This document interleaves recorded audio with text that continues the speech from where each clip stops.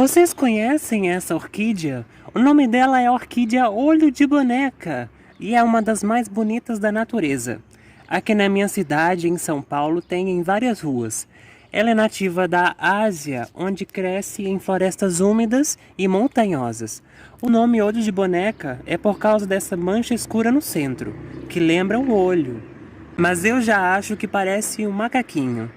Além de sua beleza, na medicina tradicional chinesa, ela é usada para preparar chás e extratos que ajudam na imunidade, hidratação do corpo e até na saúde dos olhos. E aí, você teria uma orquídea dessa? Conta aqui nos comentários e segue o canal se gostou.